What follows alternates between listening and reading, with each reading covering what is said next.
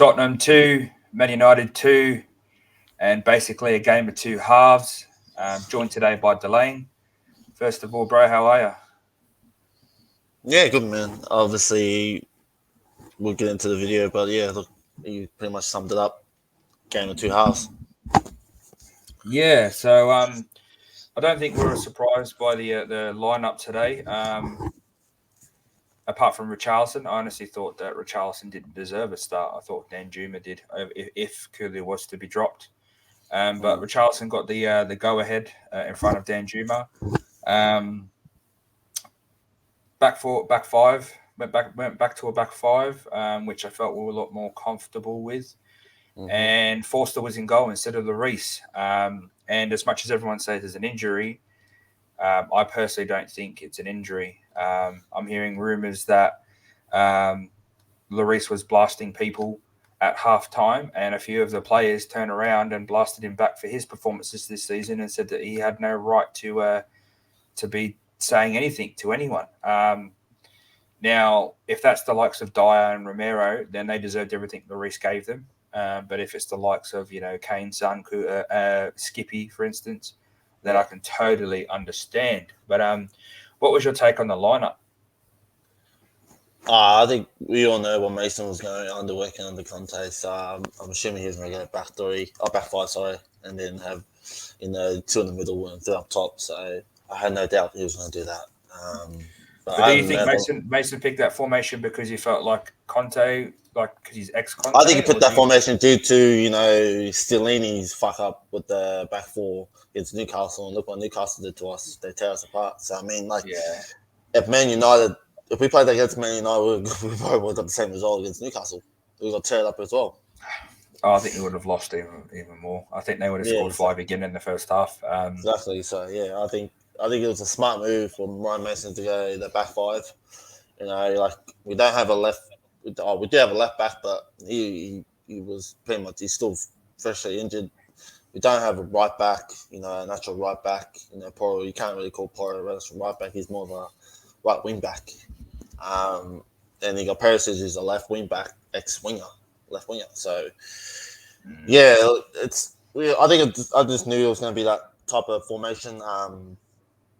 But to me, I don't see why Højbjerg had to start this game after his performances this season. I really think Sarr should have got a nod. Look what Skip and Sarr did against AC Milan. In the Champions League, they'll pretty much have best midfielder going. They're young, fresh. But yeah, I just don't know why Højbjerg got the nod. Obviously, he's everyone calls him this Viking. I don't rate him as I used to. So I mean, yeah, I don't understand why. Front three basically speaks for itself. Obviously, as you said before, I don't know why Richarlison was we call it, yeah, why he was got the nod. I would have started Dan Jimmer, as you said before. I would have started Dan Jimmer over Richarlison, but no, I'm not surprised about the lineup at all. yeah, you made some good points. I think there was nothing Mason could do about the lineup. I think that was the best lineup we could play. I do agree with you on Højbjerg. However, he did have a decent game. He I did felt have like, this game, yeah. especially second half, I felt like he was really trying and helping. Mm. However, once again, defense let us down in the first half. Yeah, I personally feel like there was no midfield in the first half. It felt like they just cut through us, and that's not because Højbjerg and Skip were bad. It's, I think, purely because they had the likes of Casemiro, Ericsson, and Bruno Fernandes in that midfield. yeah. Ericsson was immense. I do Hmm. not know why we did not go and did not bring him back. He is a player that we were crying out for, and instead of going for Madison for 65 mil, we could have got Ericsson on a free. Yeah, That's just my opinion. I'm going to say it right now.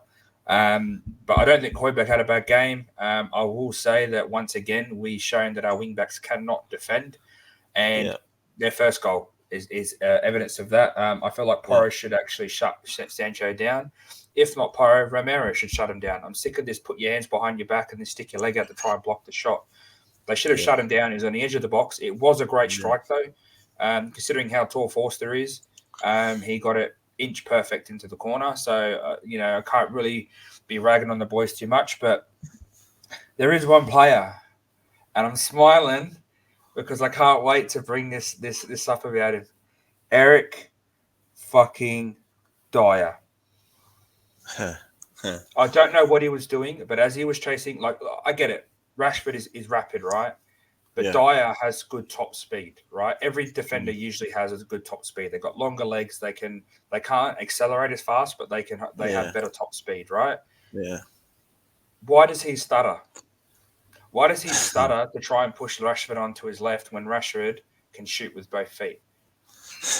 I He don't should have. know. If he didn't stutter, he could have closed that shot down. I'm telling you, when he stuttered, I'm like, what the fuck is he doing? Is he expecting Rashford to cut inside when Rashford has already beat him on the outside? There's no way Rashford comes inside there. Dyer took that stutter that Dyer took Mm-hmm. is why he scored. Because if he didn't take that stutter, he had more of a chance to put his foot out. Now, I may be being harsh, but for me, when I saw that, especially on the cusp of half time, and it was only 1-0 down, and we did so well to not allow United to score with how well they were playing, and Dyer goes and does that. Once again, it's individual errors that are killing us at the back. Yeah, you're right. Yeah, I don't know why Dyer did that.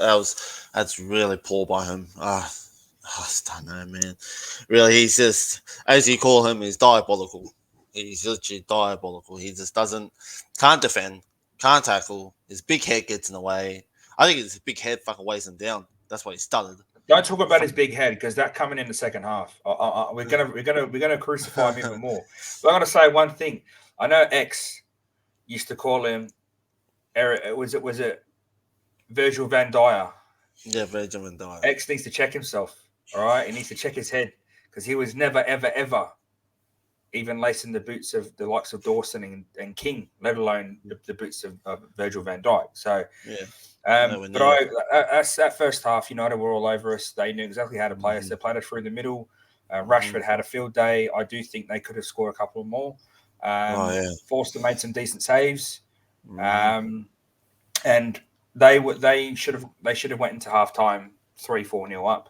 Yeah, And 100%. then as Tottenham fans, we all sat there and went, "Fuck!" Last week we were 5-0 down at half time, 2-0 improvement. However, it felt like United could score at any time in that first half.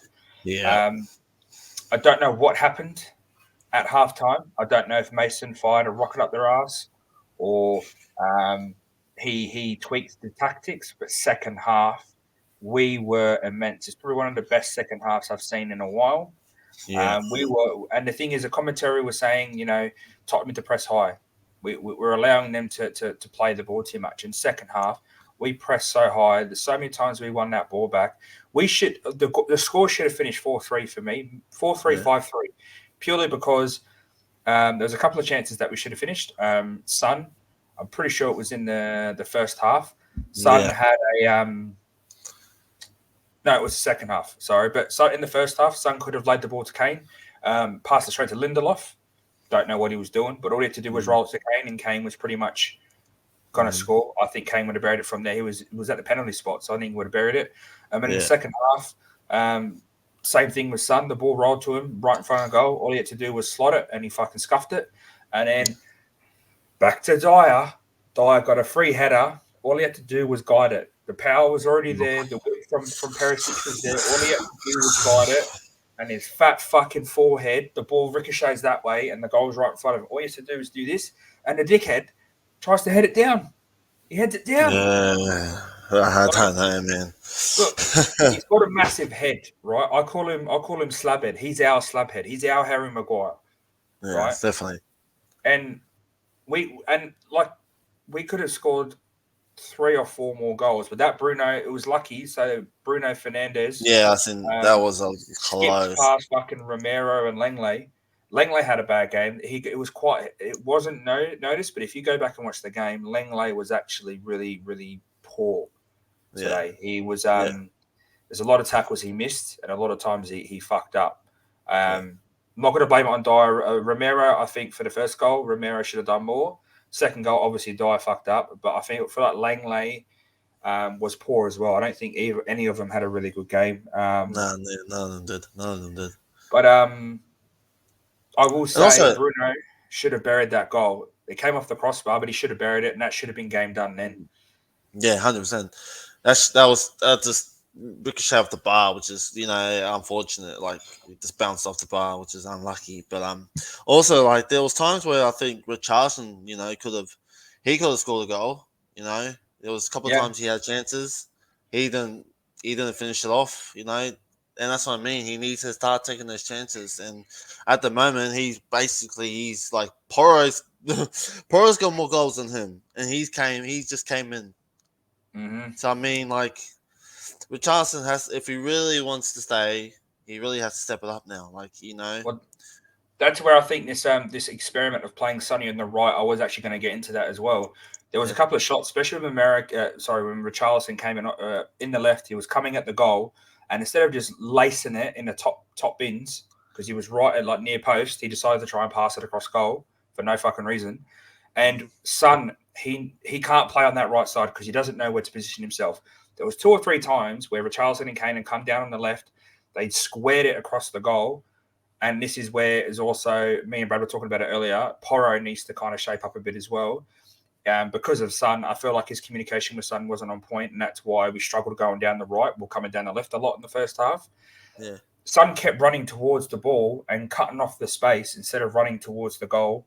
Follow parallel with the runner, he was running towards the runner to get the ball short, and yeah, 9 times out of 10 he was closed down. And then uh, Kudu's done it a couple of times. Richarlison done it once. Kane done it once, where they fizzed it across goal, and all it would have taken was a little touch from someone in the middle of the box, and because hmm Son was like running towards the front post, the near post, yeah, and there was Porro wasn't at the back, um, coming in from the wide. If both of those two had positioned themselves better, I feel like we could have had way more chances than we did, and we would have actually scored one of those goals. There was one point where Porro, like, literally it passed everyone, and if Porro was just there, all you had to do was tap it and it was in.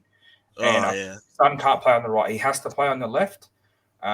I do feel like that was a mistake because Richarlison replaced Kulu on the right last time, and he played a right on the right. So I feel like yeah, that was a mistake by Mason to yeah, switch them. I feel like Son's he's on his left side, natural, can whip it on his right. I know he's ambidextrous. I know he's both footed, yeah. but I feel like he just doesn't know how to position himself on that right hand side. No, I don't think so either. Yeah, I think you're right. I think he really needs to stay on the left, and if we're gonna switch out Kulu and Richardson, you have Richardson put on the right because he does look a lot better on that right hand side. But yeah, like you're right. I just feel like Richardson had a few chances. I know there was a couple of times he was offside, and that's something he has to really work No, on there now. wasn't a couple. There was about 5 or 6. The guy Yeah, was never onside. yeah, I know. That's what I mean. He was never on side. So I mean, like, yeah, he really needs to start working on that. But yeah. Other than that, it's basically it was just second half was just ours. We were immense. We were pressing high. We're doing well in the second half. I just feel like we just didn't really had the finishing touches and the finishing. Just those final passes in those moments where we really need them. They need to be crucial. So yeah, it is what it is. Look, it's a positive result. I say it's a real positive result for us. But there's a But little bit of negatives in there though yeah, that there we is do a little need bit to of address negatives. as well. Yeah, there's a little bit of I positive. want to give a shout out before we continue to Porro. That was a great goal he took outside of the Oh, foot. He was there definitely. on the edge. That's where I think Porro is really gonna like excel.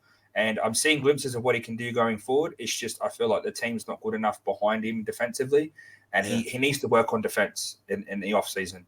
He's going good going forward, but we really need him to kind of be both. I know we're Yeah. playing wing backs, but especially if we get the likes of a manager like Nagelsmann, he's going to want him to be both. Up and down. Um, and I will say, Sonny took his goal well.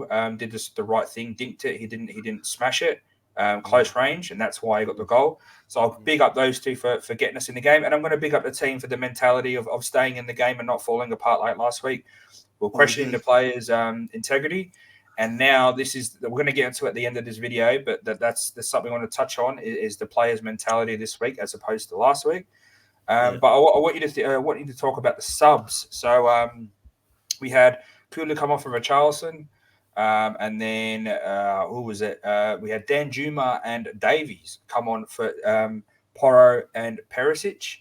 and then I'm pretty sure it was Tanganga replaced Sonny towards the end, Yeah, yeah, kind of a defensive move. yeah. What do you make on those subs? First of all, like how do you feel? Do you feel like they're the right subs, or do you feel like Mason? Like, I'll answer the question, and then you can obviously rebuttal. I felt like Mason actually made proactive changes. Did it early. He knew Richarlison wasn't playing well. Switched Sonny back to his side. That's how he scored the goal. Kulu comes on. Kulu looked a lot better.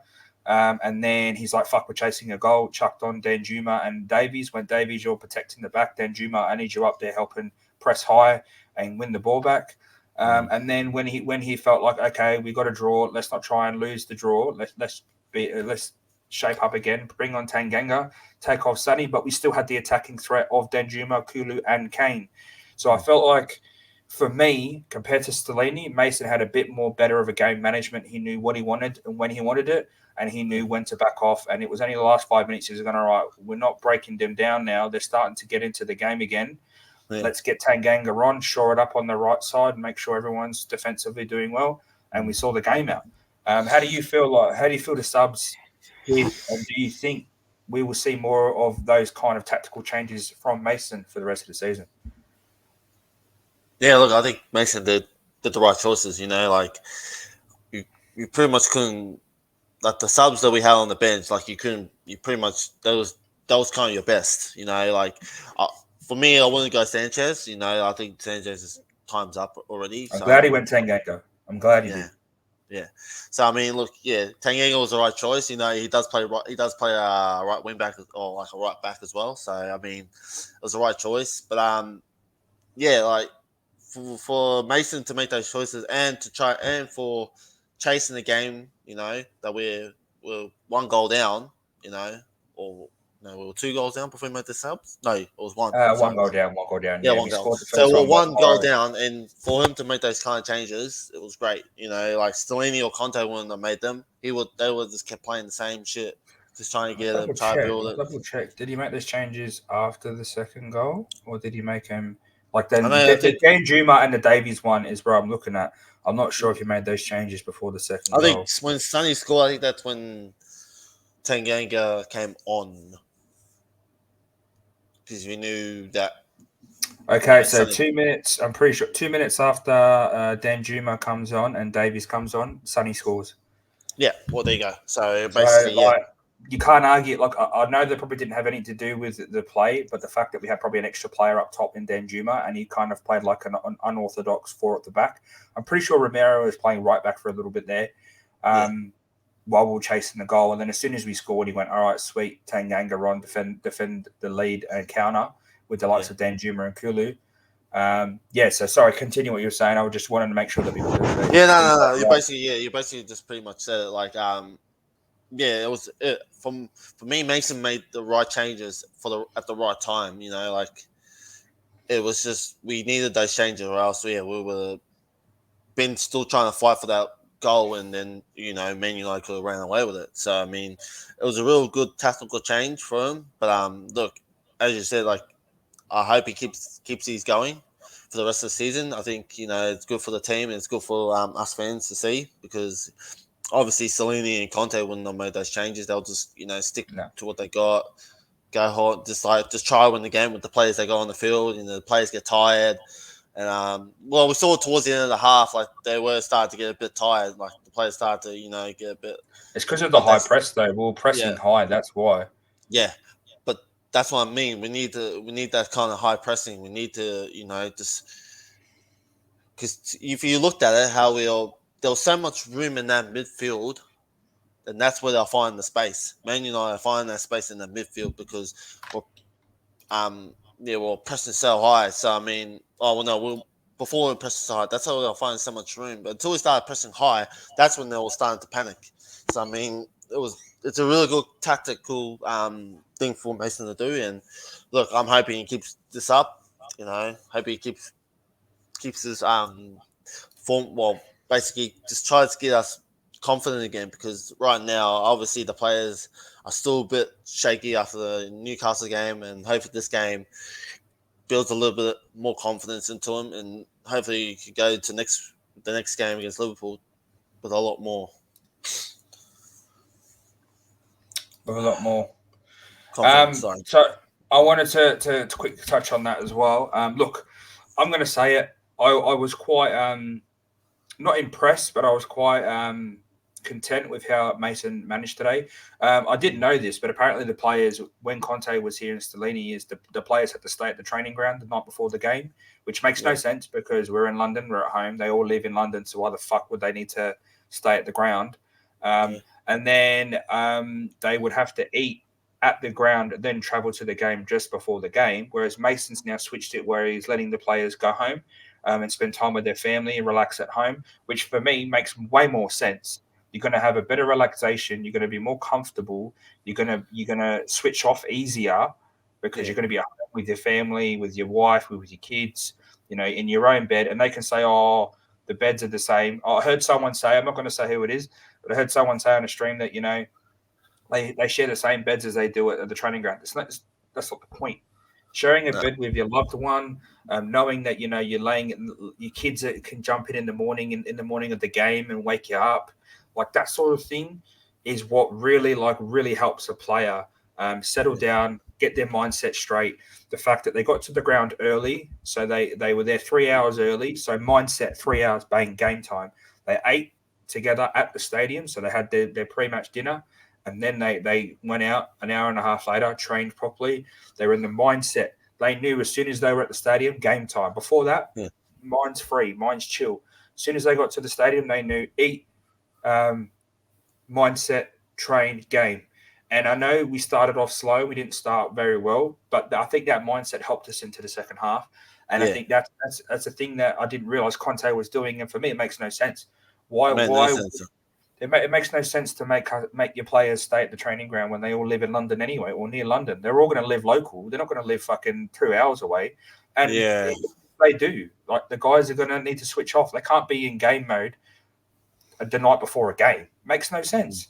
Makes no They're gonna sense. the mentally they're gonna be stuffed. And the thing is my partner's deals with mental health, and it's more about like the bad side of mental health. But like even she has to, like, if she has to stay at work one night a week before she went and seen someone the next day, like her mind would be stuffed because all she'd be thinking about, she wouldn't be able to switch off and she wouldn't be able to perform the way she does. So I think that, and as a player, like as an ex rugby league player, and yourself, Yeah. you're in that mindset of always thinking about the game. You don't rest, your mind doesn't relax, and you fatigue so much easier mentally. Yeah. You do. And I think that's what's made our players switch off. Yeah. So for me, like you said, I want to see more of that this season. And look, Mason's openly said that he wants to take the reins of Tottenham. Nagelsmann seems like he's hit a snag with the pricing, so I don't know how that works because he still has a contract for 3 years of Bayern, and they're kind of Yeah. not paying it out. Don't know how it works, but quick question before we get into the final segment before we head off.